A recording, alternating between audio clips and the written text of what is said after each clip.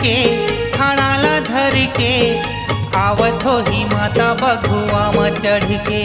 त्रिशूल धर के खड़ाला धर के आवत हो ही माता बघुआ में चढ़ के।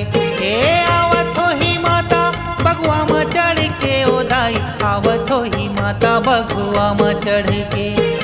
आवत हो ही माता बघुआ में चढ़ के भाई आवत हो ही माता बघुआ में चढ़ के।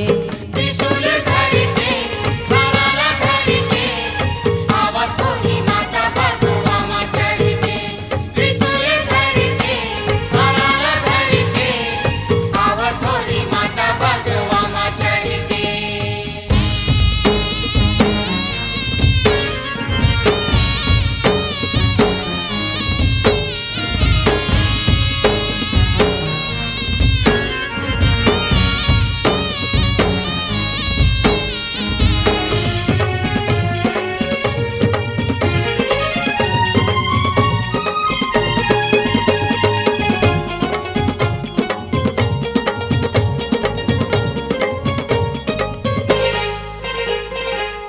पहिरे गरमा मोती माला कान में सोन के कुंडल वाला। पहिरे गरमा मोती माला कान में सोन के कुंडल वाला।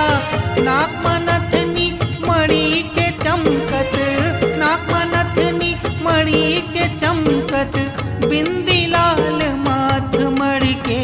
त्रिशूल धर के खड़ाला धर के आवत हो ही माता बघुआ में चढ़ के। त्रिशूल धर के खड़ाला धर के आवत हो ही माता बघुआ में चढ़ के।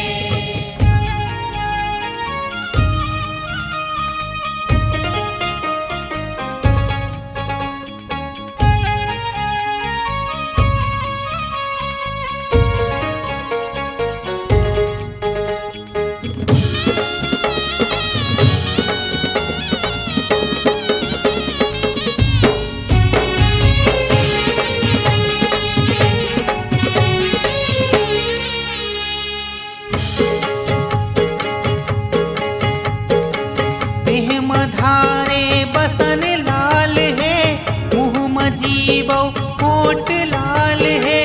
देह में धारे बसन लाल है मुँह में जीवो होठ लाल है। पाँव में लाल महुर रचाए पाँव में लाल महुर रचाए भक्तन तरे ध्यान धर के। त्रिशूल धर के खड़ाला धर के आवत हो ही माता बघुआ में चढ़ के। त्रिशूल धर के खड़ाला धर के आवत हो ही माता बघुआ में चढ़ के।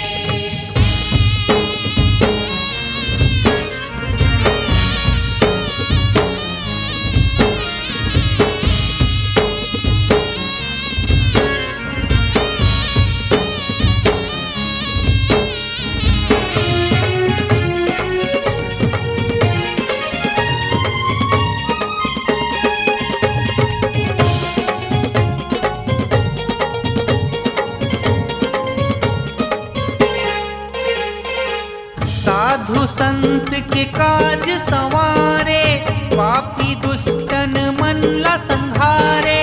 साधु संत के काज संवारे पापी दुष्टन मन ला संहारे। सज धज मात आए नवराते सज धज मात आए नवराते पावा फल सेवा करके। त्रिशूल धर के खड़ाला धर के आवत हो ही माता बघुआ में चढ़ के। त्रिशूल धर के खड़ाला धर के आवत हो ही माता बघुआ में चढ़ के। आवत हो ही माता बघुआ में चढ़ के ओ दाई आवत हो ही माता बघुआ में चढ़ के। आवत हो ही दाई बघुआ में चढ़ के ओ भाई आवत हो ही दाई बघुआ में चढ़ के। त्रिशूल